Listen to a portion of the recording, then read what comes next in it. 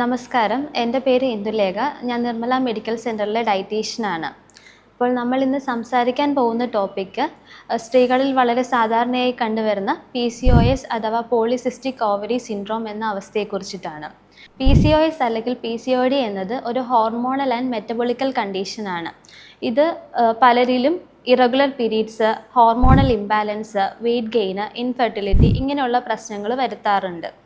ഇത് മരുന്നിനോടൊപ്പം തന്നെ ശരിയായ ഒരു ഭക്ഷണശീലവും ആരോഗ്യകരമായ ഒരു ജീവിതശൈലിയും ഫോളോ ചെയ്യുമെങ്കിൽ നമുക്കിതൊരു പരിധിവരെ നിയന്ത്രിക്കാൻ പറ്റുന്നതാണ്. PCOS ഉള്ളവർക്ക് ഭക്ഷണത്തിൽ എന്തൊക്കെ കാര്യങ്ങൾ ശ്രദ്ധിക്കാം എന്ന് നമുക്ക് നോക്കാം. ആദ്യം തന്നെ ഒരു ബാലൻസ്ഡ് ഡയറ്റ് ഫോളോ ചെയ്യാൻ നോക്കുക. കാർബോഹൈഡ്രേറ്റ് എടുക്കുമ്പോൾ ലോ ഗ്ലൈസീമിക് അല്ലെങ്കിൽ ഫൈബർ കൂടുതലുള്ള കാർബോഹൈഡ്രേറ്റ് ഉള്ള ഭക്ഷണങ്ങൾ എടുക്കാൻ നോക്കുക.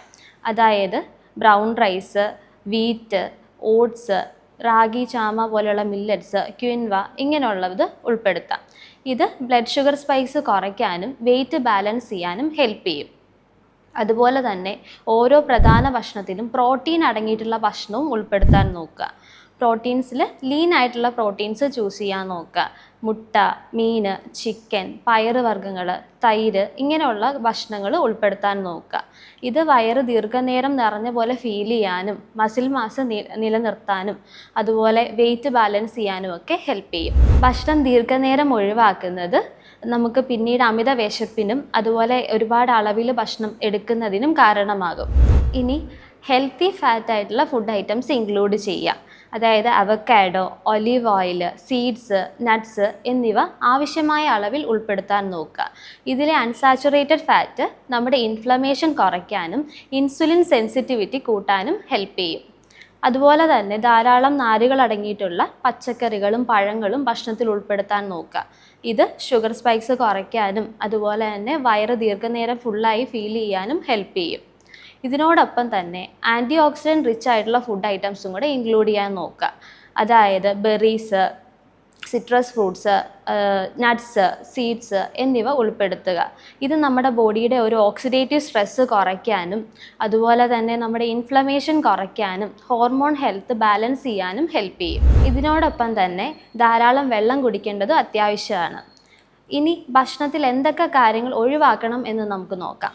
ഒരുപാട് മധുരം അടങ്ങിയിട്ടുള്ള മധുര പലഹാരങ്ങൾ, ഷുഗറി ഡ്രിങ്ക്സ്, മൈദ ഉൽപ്പന്നങ്ങൾ, അതുപോലെ ബേക്കറി ഐറ്റംസ്, ഫ്രൈഡ് ഐറ്റംസ് എന്നിവ ഫുള്ളായിട്ട് തന്നെ ഒഴിവാക്കുന്നതാണ് ഏറ്റവും നല്ലത്.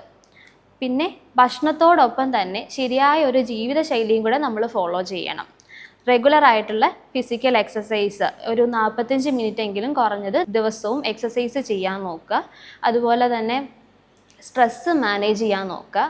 ഉറക്കം നോർമലാക്കാൻ നോക്കുക. ഇതൊക്കെ ഹോർമോൺ ഹെൽത്ത് ബാലൻസ് ചെയ്യേണ്ട ഏറ്റവും പ്രധാന ഘടകമാണ്. PCOS ഉള്ളവർക്ക് എല്ലാവർക്കും ഒരേ ഭക്ഷണം അല്ലെങ്കിൽ ഒരേ ഡയറ്റ് തന്നെയല്ല ഫോളോ ചെയ്യേണ്ടത്. ഓരോരുത്തർക്കും വ്യത്യാസമുണ്ട്. അവരുടെ ആരോഗ്യസ്ഥിതി, അവരുടെ ജീവിതശൈലി, ഫിസിക്കൽ ആക്ടിവിറ്റി അല്ലെങ്കിൽ മറ്റ് ആരോഗ്യ പ്രശ്നങ്ങൾ ഇതെല്ലാം കൂടെ ചേർത്തിട്ടാണ് അവർക്കുള്ള ഡയറ്റ് നമുക്ക് പ്ലാൻ ചെയ്യേണ്ടത്. അതുപോലെ PCODക്ക് ഒരു മാജിക് ഡയറ്റ് അല്ലെങ്കിൽ ഒരു മാജിക് ഫുഡ് അങ്ങനെ ഒന്നുമില്ല. നമ്മളൊരു ഹെൽത്തി ബാലൻസ് ഡയറ്റ് ഫോളോ ചെയ്യുക, റെഗുലർ ആയിട്ടുള്ളൊരു ഫിസിക്കൽ എക്സസൈസ് ബാലൻസ് ചെയ്തെടുക്കാൻ നോക്കുക, ഉറക്കം നോർമലാക്കുക, സ്ട്രെസ്സ് മാനേജ് ചെയ്യുക, പിന്നെ ആവശ്യമായ മെഡിക്കൽ കെയറും കൊടുക്കുക. ഇതാണ് ആരോഗ്യകരമായ സമീപനം. Thank you.